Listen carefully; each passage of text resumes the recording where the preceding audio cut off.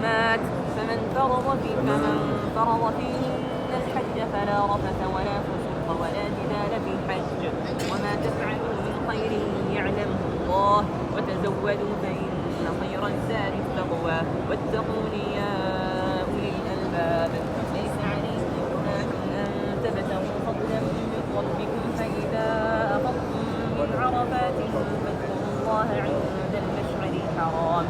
واذكروه كما هداكم وإن كنتم من قبله لمن الضالين ثم أفيضوا من حيث أفاض الناس واستغفروا الله إن الله غفور رحيم فإذا قضيتم مناسككم فاذكروا الله كذكركم آباءكم أو أشد ذكرا فمن الناس من يقول ربنا آتنا في الدنيا وما له في الآخرة من خلاق ومنهم من يقول ربنا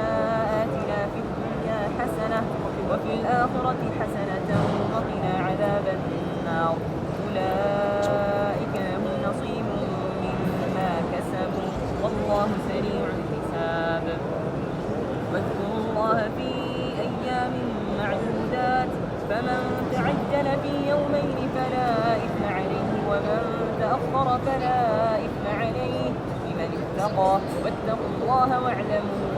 أنكم إليه تحشرون ومن الناس من يعجبك قوله في الحياة الدنيا ويشهد الله على ما في قلبه وهو ألد الخصام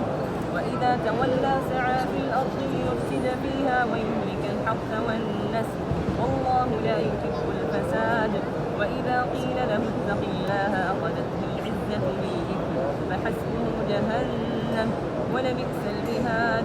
ومن الناس من يشري نفسه ابتغاء مرضات الله والله رؤوف بالعباد يا أيها الذين آمنوا ادخلوا في السلم كافة ولا تتبعوا خطوات الشيطان إنه لكم عدو مبين فإن زللتم من بعد ما جاءتكم البينات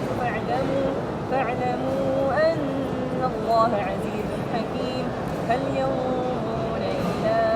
أن يأتيهم الله في ظلل من الغمام والملائكة وقضي الأمر وإلى الله ترجع